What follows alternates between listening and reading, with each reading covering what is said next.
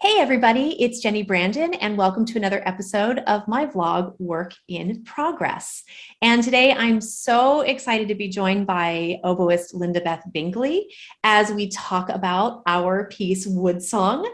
And so just to let you know a little bit about Lindabeth as we get started here, she is a wonderful oboist who enjoys collaborating and creating extraordinary solo and chamber music performances.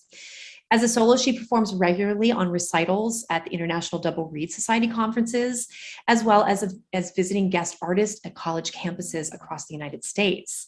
And as an orchestral musician, she's performed with the Colorado Symphony, the Arizona Opera, Central City Opera, and principal oboist of the Tucson Symphony Orchestra. And she's currently the principal oboe of the Flint Symphony Orchestra. And she's also a passionate educator and has currently just been promoted to full professor of oboe at Central Michigan University. And besides teaching here, as well as at a variety of summer music festivals across the country, she has a large following on Instagram for her page, Fin the Tip, where she regularly posts tips and ideas for making the best oboe reads possible. And she and I collaborated on her amazing new CD, From Earth and Sky, on the Blue Griffin Recording label. So welcome, Lindabeth. Yay. Yay. Thank you so much for having me, Jenni. It's absolutely delightful to talk to you. Oh, I'm so excited that we get to chat. I mean, anytime we get to chat's an amazing experience, and I know that this one will be as well. So, Absolutely. So let's start by chatting about the CD that you just finished that came out last year, From Earth and Sky. And I just wanted to talk a little bit about that CD because it's sort of the origin of where Wood Song it comes from for this CD. So let's talk a little bit about how all that came to be. Oh, well, it came to be because I played one of your other pieces, the Wildflower Trio, right? Yeah. Wildflower Trio. And I fell in love with your music. And I was looking for a project to do, a recording project to do. And I was also thinking about the fact that women composers are underrepresented on most programs. And wouldn't it be cool if there was a project or a CD that would showcase your work and maybe get it onto a lot of different programs, not just oboe recitals?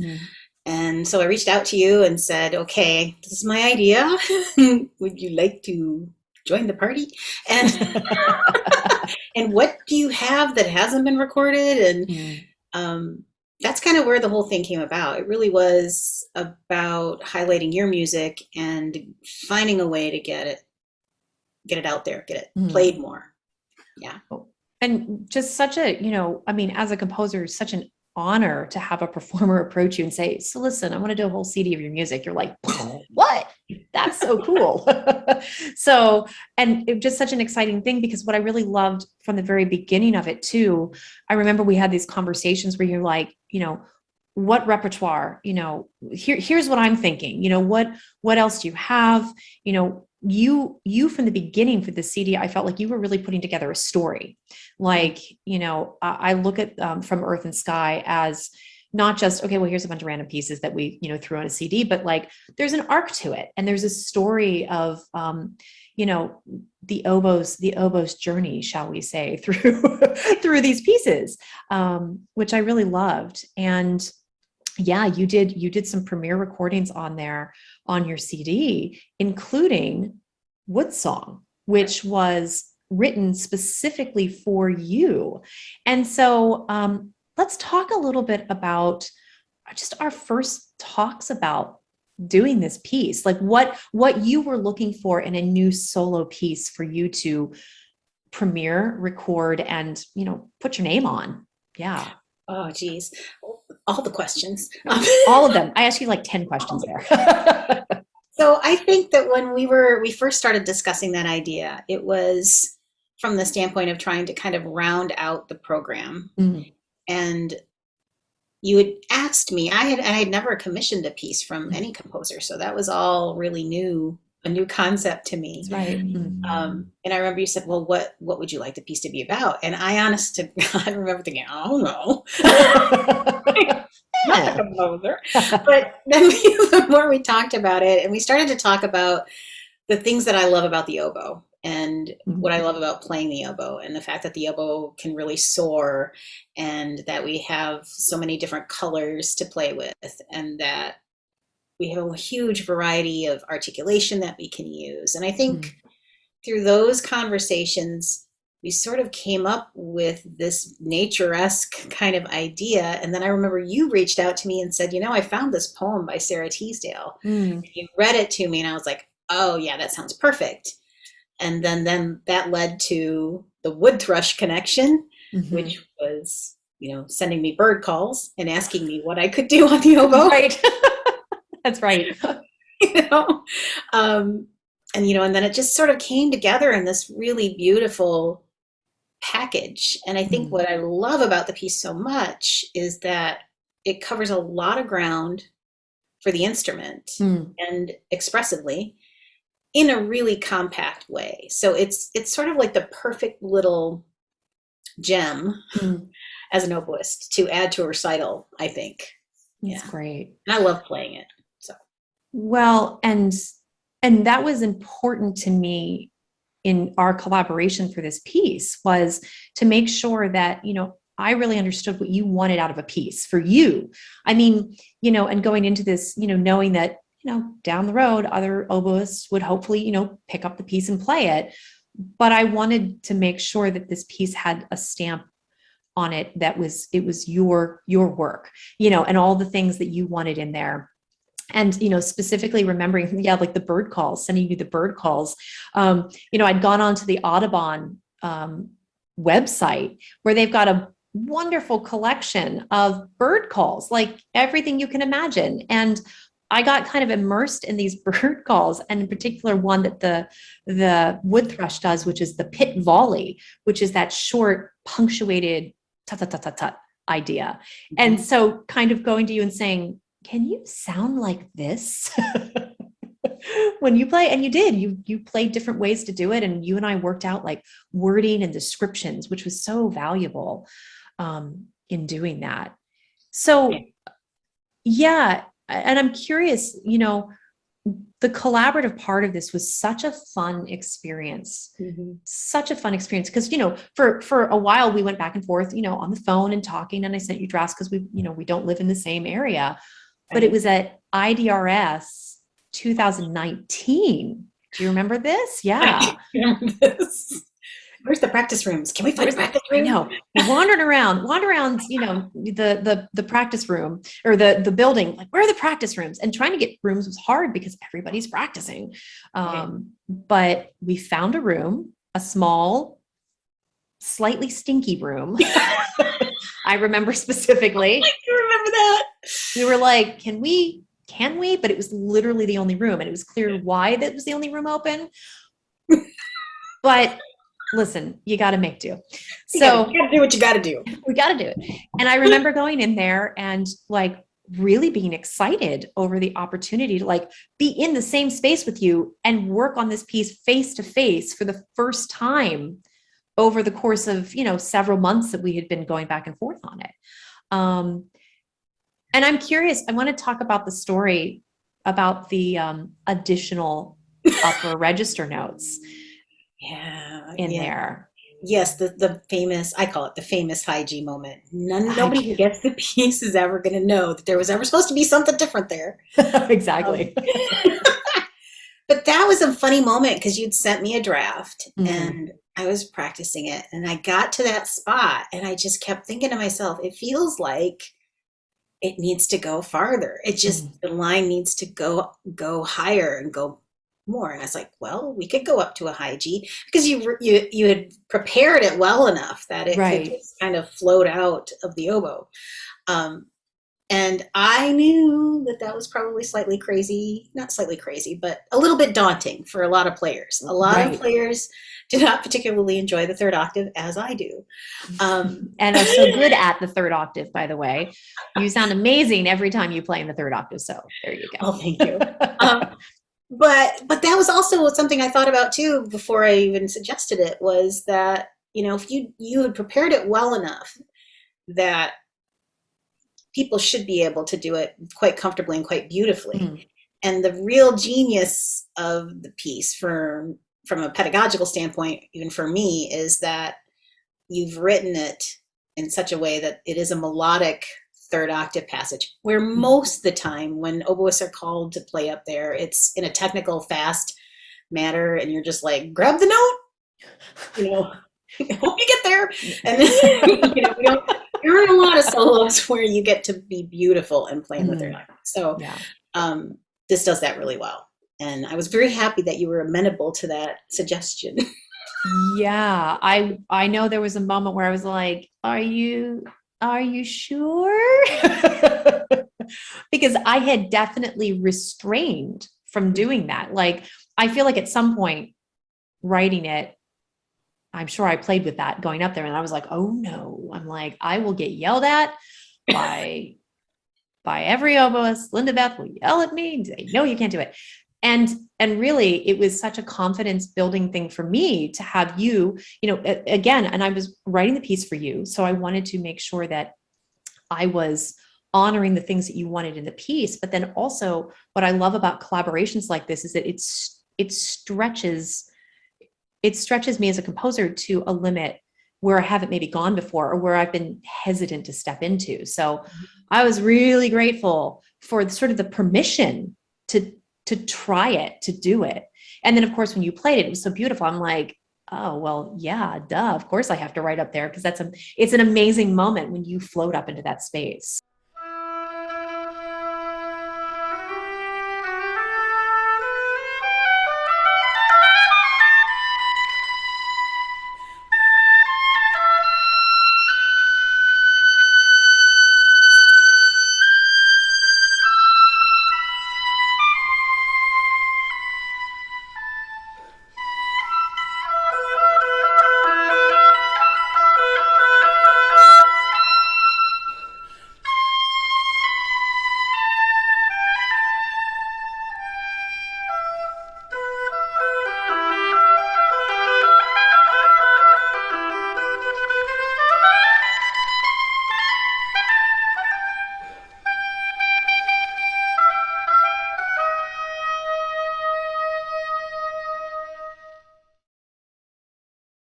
We were talking a little bit before, just going back to the poem for this, the Sarah Teasdale poem. And it was just this wonderful poem that I felt like told such a dual story of, a bird, but how we feel when we walk in nature. And that was something I felt like was important to you and I both, was this sort of idea of, connecting, like dropping off all the other stuff, right? I know when I came out to visit you in Michigan, we took a walk with your dog into I don't remember the area, but it was the woods. We were walking in the woods.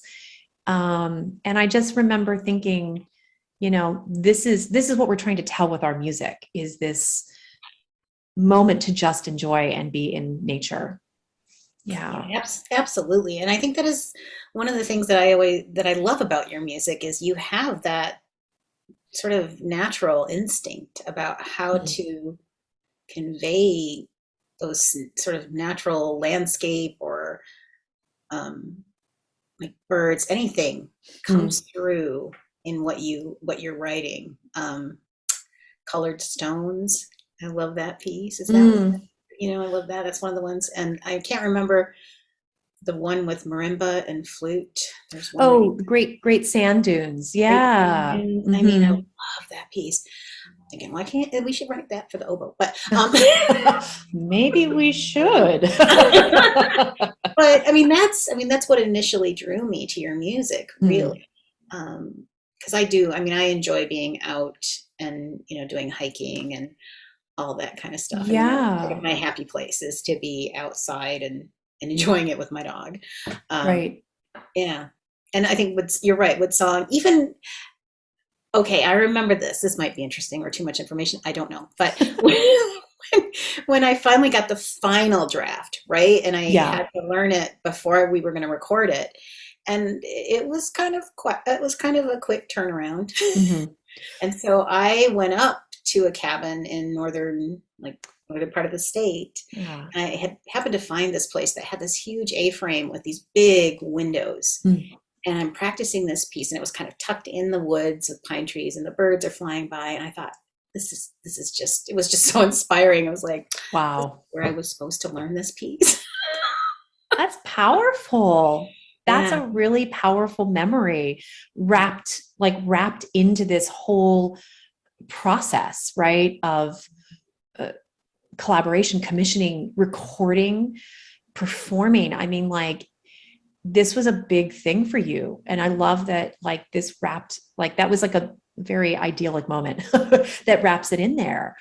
So let's talk a little bit about the CD itself and just the recording process for you. Like, I know you've been playing with all these groups and all these ensembles, but this is your big first debut solo, Lindabeth solo CD, which is really exciting. Like, how did that feel? Like, what emotions go along with that?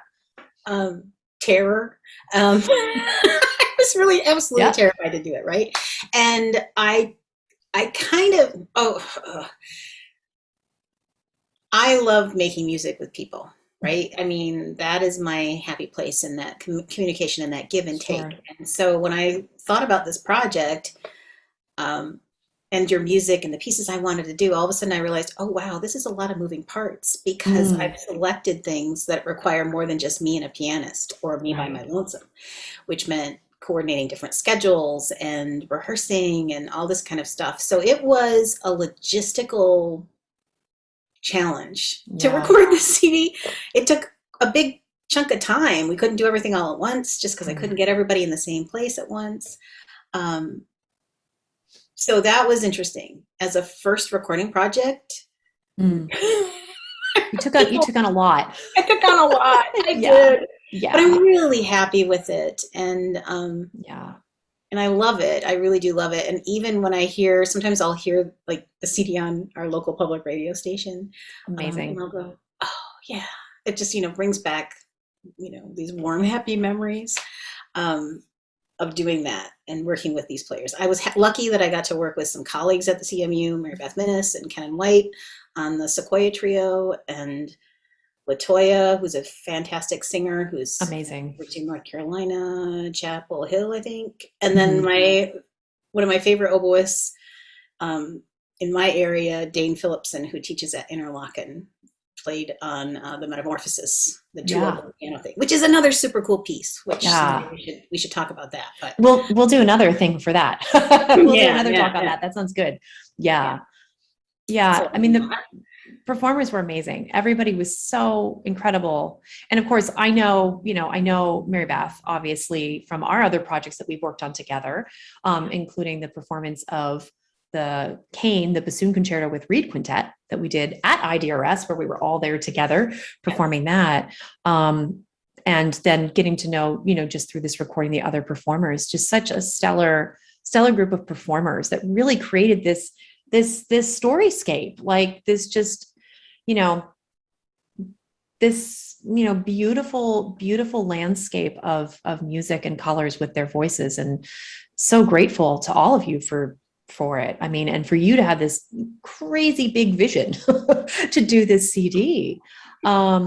So yeah, I think with Woodsong, something else that, like you said earlier at the beginning of this, was you really wanted to have something created that would become part of the repertoire, or something like, that gets out there and, but your name is on it and you've got this beautiful recording. So, how does that feel? I mean, I think it's interesting as a composer. I'm always grateful to write a piece and then hope it goes somewhere. But then from the performer's perspective, I mean, you're creating this legacy for yourself. I feel like, Right. Yeah.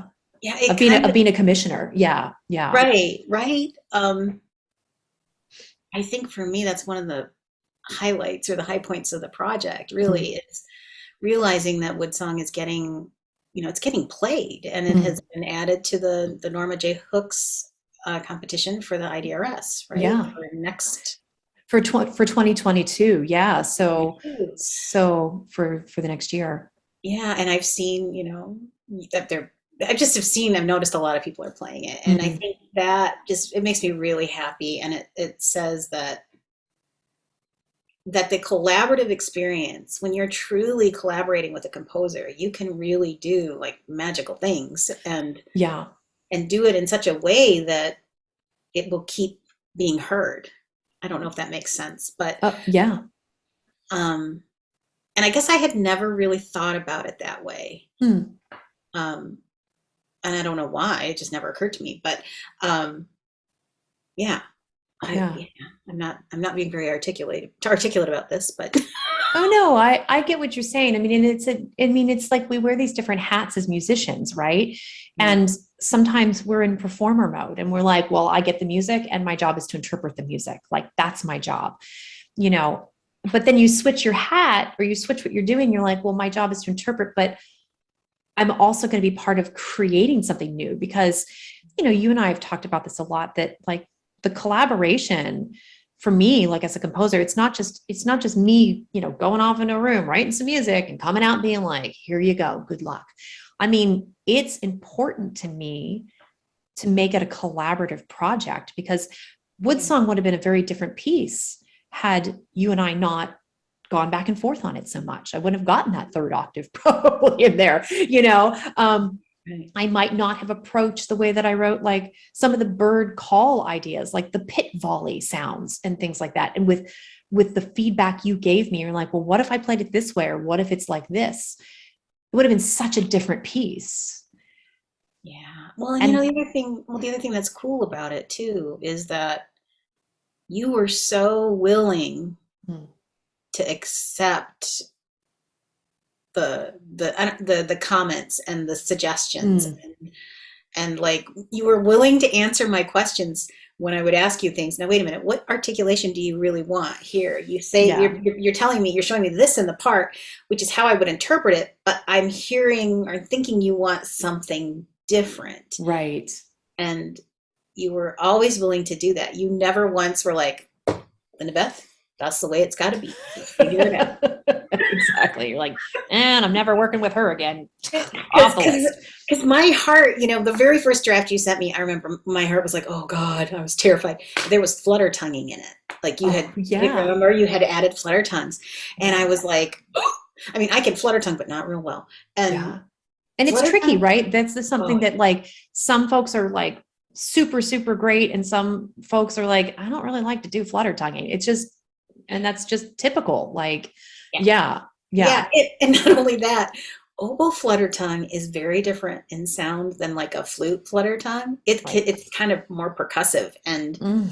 like more aggressive. Right. And we had it like marked piano and flutter tongue. And I was like, oh, this is so not going to happen. Am I going to convince her that this is not gonna do this? And you were so kind about it because I was like, I just don't think I can do it, Jenny. But you know, I mean, a different player could be, you'd be like, you'd heard it and been like, yeah, that's great. But I did it and you were like, yeah, no, we don't want to do that. So what are our other options for this instead? Yeah, what else could you maybe do instead of that? And I think that's the important part of that collaborative process is, and because I was writing the piece for you, I didn't want to write something in there that you were like, no, I don't like this. I don't want to do this. And I'm going to play this once. Like, and that's the other thing. I never want a performer to be like, well, I want to play this once and move on with it. Like, Oh yeah.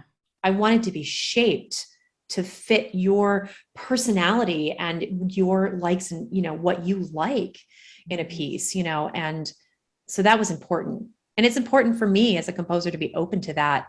Because listen, I don't play your instrument and I can't even imagine trying to play your instrument. And I've watched you all make reeds and I am just like both like amazed and freaked out at the amount of work it takes to make a reed do what it does. Yeah. So I think that's an important thing as composers in general, that we really need to be open to our collaborating partners' feedback. It's so important because then the piece becomes successful because it's idiomatic for the instrument, like truly idiomatic, you know. And it's not to say like there aren't pieces out there that composers write. They're like, well, I wrote it for this performer and they're a virtuoso and they do this thing, you know, better than anybody else in the world. Great. But don't expect it's going to get that level of performance every time. Yeah. I mean, that's just the truth with that. But no, it was fun. It was fun to come up with things. And we came up with I mean, I'm thinking about other things we did. Like there's that faster section where it's all little trills, like running down, and kind of you and I talked about that, like, Yeah. or is it like mordant, like, because it's hard for people to do that. It's hard. Yeah. So kind of giving an option, I think options and pieces, I think are important too. Yeah, that was another moment where I was like, oh, I just asked her to do something that's kind of hard. And am I going to be able to do it every time? So I think, that section, that little trill section will cause players to practice more than probably anything else. Be great. Skill building. Exactly. And I will confess this like little insider tip for those of you that watch this. So I think on the recording, I did mordants. The most recent performance I did for the IDRS, which is coming up, I think I did more trills. I think they were like more trills. So just, there's flexibility there because it's an effect, right? It's a bird-like effect. Exactly. And that's something we talked about with that section anyhow, that it's an effect. So kind of giving, and I think I even have gone back in the score and put that as an option, like trills or mordant, like what works for you. So so a little tip there, it's an effect. It's the idea of a bird, like a bird trill, like, you hear birds kind of, freaking out sometimes in the trees when they're singing and the wood thrush has all sorts of interesting songs. But so you can listen to the recording, right, from Earth and Sky, which is on the Blue Griffin recording label. You can find that commercially pretty much anywhere. So you can listen to that version, and then IDRS coming up here. We'll plug our piece. IDRS.org, International Double Reed Society, for those of you who are not familiar with it. IDRS.org, you can register for free for the conference. It's the second virtual symposium. And Lindabeth's performance of Woodsong is going to be on Wednesday, July 28th at 4:45 p.m. Eastern, 1:45 p.m. Pacific. And you'll be able to go right to there, click on that link and go and watch it. So it's really exciting to have that included in the IDRS festival this year. As much as we hope to be in person together for that, but that's okay. It's okay. I mean, and it is funny. I caught myself when I did that recording. It's different than when you play the piece live for people, even when the camera's there, it's just, but I think what I love, sorry, I'm like having this whole conversation inside my head. Like, yes, no, maybe, of course. Yes, no, maybe. But one of the other things that I think I love about the piece is that as a player, you have time. You didn't necessarily write in the time, but it's like implied that the way you've written the phrases and that you don't have to be like driving all the way through to get to the end. That it feels very natural and it breathes in a natural way. That's really important also, as and a tip for people who are playing, I mean, especially my solo repertoire, and especially this piece. Yes, space, like it's yours to shape. That was important. That was something you and I feel like talked a lot about too, was freedom. I mean, and especially like the opening with like the bird call, like birds, if you sit and really listen to birds, like, and they're doing a couple different, calls, especially this wood thrush has like a repertoire, he's not just like measured, metered, go. Like he says something and then maybe pauses and then maybe says something slightly different and then pauses again, I think that's important. And I think for a performer, that's one of my biggest things for performers is to let them interpret, let it be your piece. And I think, Lindabeth, you've done that just so beautifully in all the iterations, live, recorded, virtual, whatever. Let's find out. Many more of those to come. I'm sure more online stuff to come too, but more live performances too. So, well, what a delight to get to talk to you again about this piece. This is such a special piece to me to get to have worked with you on this. But then, we've grown, we've gone from, we got to meet during that one, it was an earlier IDRS when you did the Wildflower Trio, and then, got to know each other and became such good friends. And then here we are collaborating on projects and more projects to come. Yay. more to come. Stay tuned. Stay tuned. More good stuff happening. Exactly. So yeah, so come and listen. Come watch Lindabeth and her beautiful performance of Wood Song for solo oboe on Wednesday, July 28th at 4:45 p.m. Eastern, 1:45 p.m. Pacific at idrs.org. I'll put up some information on the screen, and come join us for a wonderful performance. So, oh, well, thank you so much, Jenny. It's always a good time.